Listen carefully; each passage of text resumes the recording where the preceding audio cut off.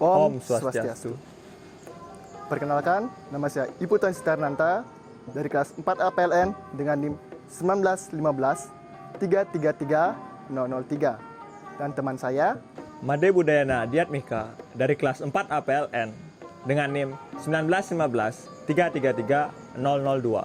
dan pada kesempatan kali ini kami akan mempresentasikan tentang perencanaan, pemeliharaan hantaran saluran udara tegangan menengah. Baik, kami mulai dari prinsip manajemen yang akan dijelaskan oleh teman saya, Budayana Diatmika. Kali ini saya akan menjelaskan prinsip manajemen yang terdiri dari sumber manajemen, proses manajemen, sasaran atau tujuan manajemen. Sumber manajemen atau 5M terdiri dari man itu manusia, money itu uang, material itu bahan, mesin itu mesin, metode itu metode. Selanjutnya, proses manajemen atau 4P. Itu yang pertama perencanaan, pengorganisasian, pelaksanaan, dan pengawasan. Dan yang terakhir, sasaran atau tujuan manajemen, yaitu tujuan yang ingin dicapai.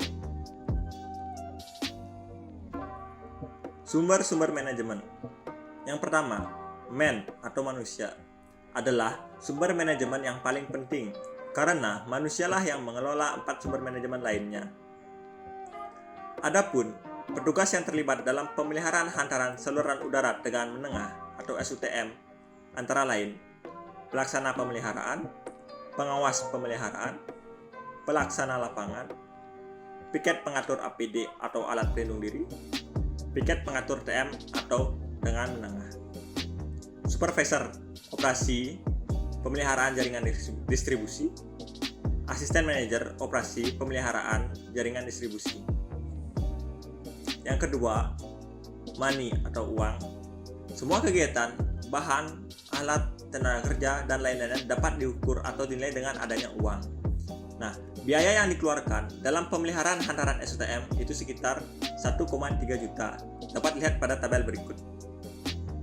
Yang ketiga, material atau bahan-bahan yang dibutuhkan dalam tahap pelaksanaan pemeliharaan hantaran SUTM antara lain joint non-tension sleeve, compression connector, cairan TCE atau alkohol 90%. Yang keempat, mesin atau peralatan merupakan perlengkapan atau perkakas yang dibutuhkan dalam setiap pekerjaan dalam proses manajemen.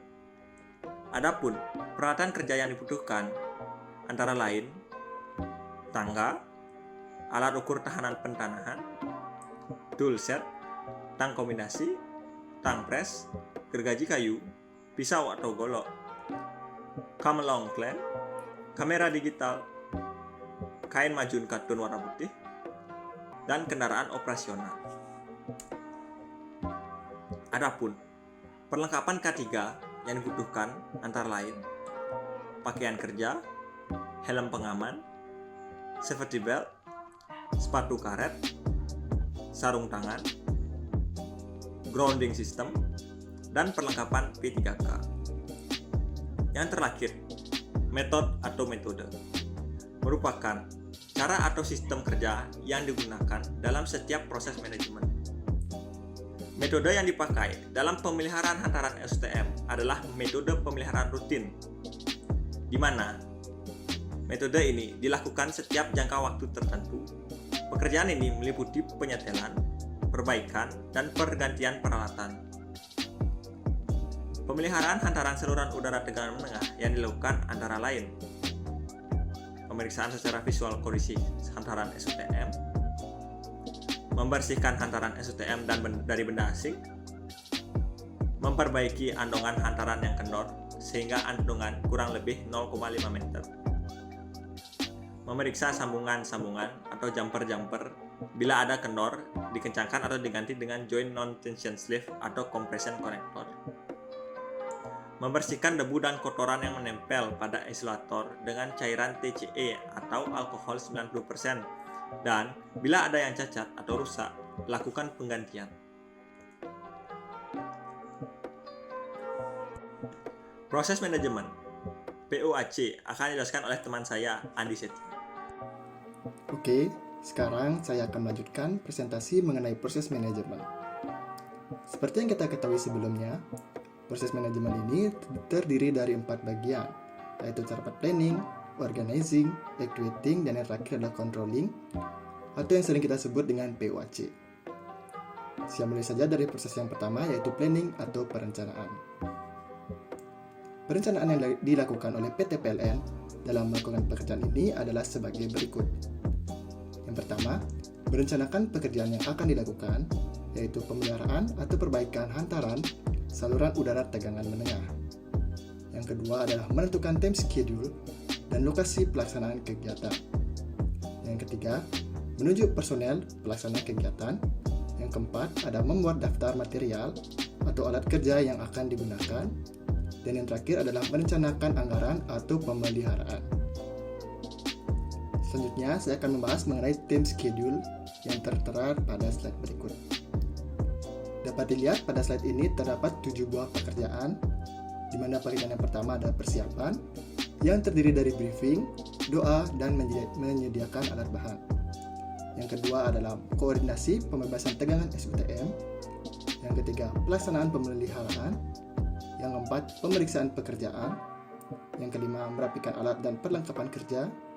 Yang keenam, koordinasi penormalan tegangan SUTM. Dan yang terakhir adalah evaluasi pekerjaan. Untuk waktu persiapan, di sini adalah dimulai dari jam 8 hingga jam 9 pagi. Dilanjutkan dengan koordinasi pembebasan tegangan SUTM yang dimulai pada jam 9, diakhiri pada jam 10 pagi. Kemudian dilanjutkan dengan pelaksanaan pemeliharaan dan pemeriksaan pekerjaan yang dimulai pada pukul 10 pagi hingga pukul 1 siang. Kemudian dilanjutkan dengan pekerjaan merapikan alat dan perlengkapan kerja dan koordinasi penormalan tegangan SUTM yang dilakukan pada pukul 1 siang hingga pukul 2 siang. Dan yang terakhir adalah evaluasi pekerjaan yang dilakukan pada pukul 2 siang hingga pukul 3 siang. Di sini juga terlampir SOP atau Standard Operation Procedure yang menjadi acuan dalam melaksanakan pekerjaan pemeliharaan hantaran saluran udara tegangan menengah.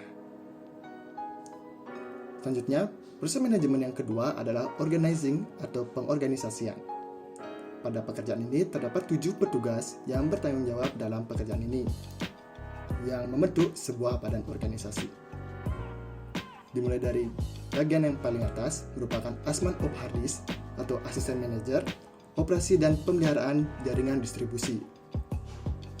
Dilanjutkan dengan supervisor, dilanjutkan dengan piket pengatur tegangan menengah, piket pengatur APD, pelaksana pemeliharaan, pengawas pemeliharaan, dan terakhir adalah pelaksana lapangan. Proses manajemen yang ketiga adalah pelaksanaan atau activating. Masing-masing petugas dari struktur organisasi yang telah saya sebutkan sebelumnya tentunya memiliki tugas dan tanggung jawabnya pada pekerjaan ini. Dimulai dari pelaksana pemeliharaan. Pelaksana pemelihara memiliki 4 tugas utama, di mana tugas yang pertama adalah membersihkan hantaran SUTM dari benda asing, seperti benang layang-layang, umbul-umbul, dan sarang burung, serta memotong cabang atau ranting pohon sehingga jarak hantaran dengan pohon kurang lebih 2 meter. Tugas kedua adalah memperbaiki andongan hantaran yang kendor, sehingga andongan berjarak sekitar kurang lebih setengah meter. Tugas yang ketiga adalah memeriksa sambungan-sambungan atau jumperan bila ada yang kendor, maka dikencangkan atau diganti dengan joint non-tension sleeve atau compression connector. Tugas terakhir adalah membersihkan debu dan kotoran yang menempel pada isolator dengan cairan TCE atau alkohol 90%. Dan bila ada yang cacat, maka dilakukan penggantian. Selanjutnya adalah pengawas pemeliharaan.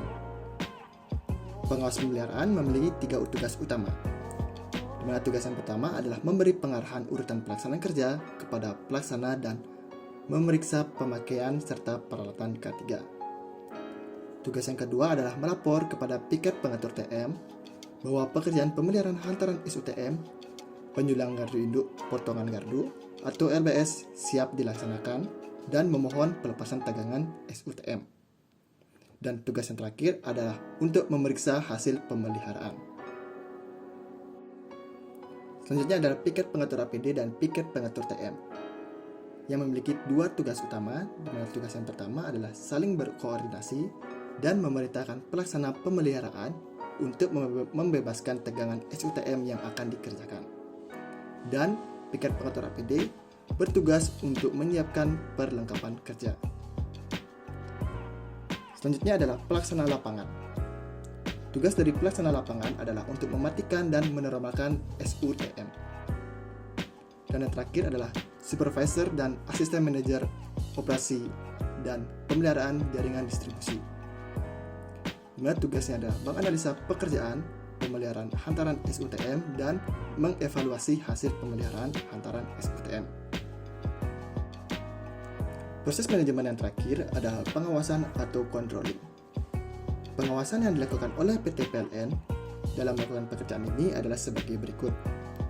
Melakukan pengecekan agar tercapainya suatu tingkat kesiapan operasi yang diharapkan, melakukan evaluasi untuk menghindari kerusakan yang berulang, dan dapat memperkirakan waktu perbaikan yang diperlukan.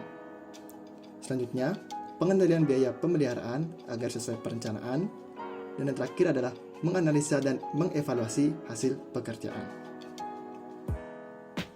Prinsip manajemen yang terakhir adalah tujuan manajemen. Setiap pekerjaan yang dilakukan pastinya memiliki sebuah tujuan tertentu.